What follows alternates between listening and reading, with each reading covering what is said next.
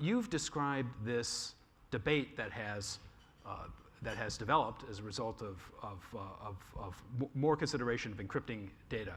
You've described it as a medieval morality play. Without revealing your position, give us both sides of the argument, sure, as you see it. So on the government side, so the issue here is end-to-end unbreakable encryption. Should American firms be allowed to create such a thing? And you've got Jim Comey on one side saying, I am FBI director. Sorry, the director of the FBI. I am really going to suffer if I can't read Tony Soprano's email, or if I've got to ask Tony for the PIN number before I get to read Tony's emails. And Jim Comey makes that complaint, and I get it. That is right. There is an unarguable downside to unbreakable encryption. On the other side is the argument, question you ask is, on balance, okay, is America more or less secure with unbreakable end-to-end encryption, regardless of whether Jim can read Tony's emails? Right. So the one side is a business wants to be able to do it, to be able to assure their customers that your data will start and end its transit safe. On the other side is government saying, wait a second, this is going to fall in the hands of the wrong people, and it's going to make our lives difficult. You were the head of the NSA. What's your position? I think Jim Comey's wrong. And Jim is, go back, run the tape back about 7 or 8 minutes. Remember what I told you about who the main body is? Jim's logic is based on the belief that he remains the main body, and that you should accommodate your movements to the movements of him, which is the main body. And I'm telling you, with regard to the cyber domain, he's not. You are. And before I get accused of, that's easy enough for you to say, Hayden, you're 7 years out of government. And that's easy enough for you to say. And advising, you're 7 years out of government, and not only that, you're working for the private sector, you're consulting. And I'm working for the private sector, right. These companies. So we had an issue late Clinton. I was a Clinton appointee to NSA. Late Clinton, we had an issue called MTOPS, million of theoretical operations per second. It's a measurement of computing power, okay? And we had a ceiling. The United States government had a ceiling on how strong, how much computing power we could export anywhere else in the world.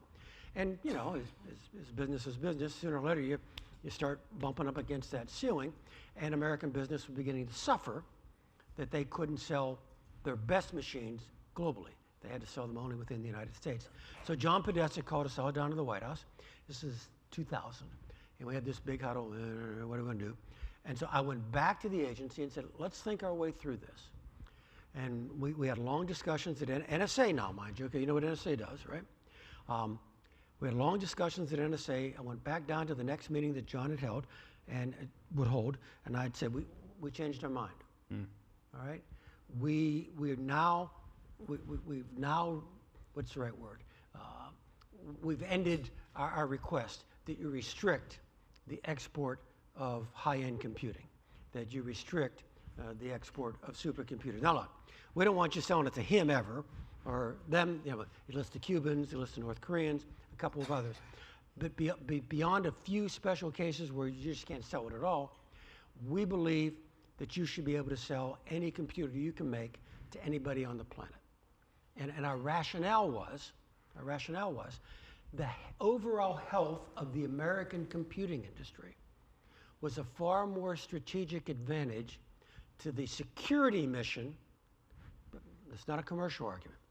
The overall health of the American computing industry was far more important to the security mission of NSA than any specific tactical, operational, transient advantage we would have as our computer's bigger than their computer, right? And I think that thought translates directly to the current debate on end-to-end unbreakable encryption. We should allow encryption because? We should allow encryption because, number one, I can win this argument. It's probably 70-30, but I can win this argument in the narrowly defined security realm. America is simply more secure with unbreakable end-to-end encryption. Okay, it's a slam dunk if I widen the field of view to the broad health of the United States. But I can win it narrowly on security. Now, by the way, if I were in Jim Comey's job, I'd have Jim Comey's point of view. All right, I understand All right, but I've never been in Jim Comey's job. So let me put an exclamation point on this conversation. By the way, Andreas and I had this conversation outside.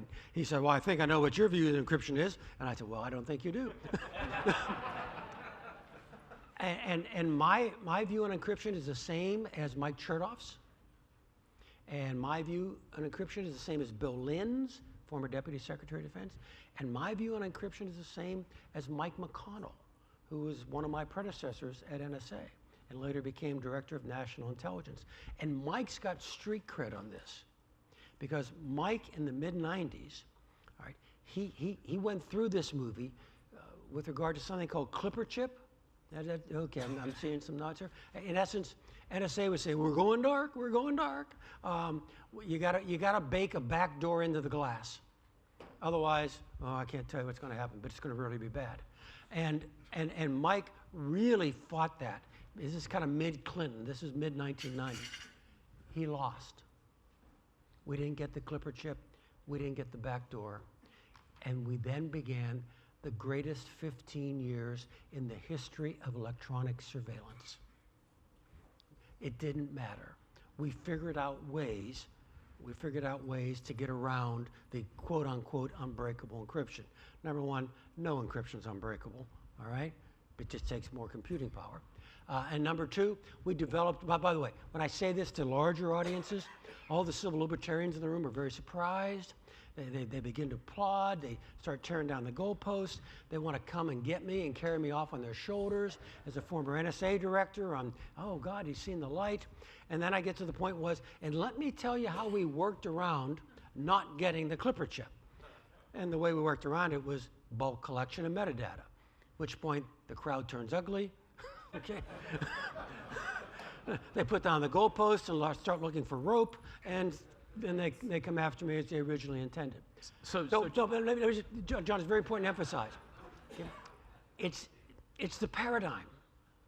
If you're the main body, encryption's the right answer.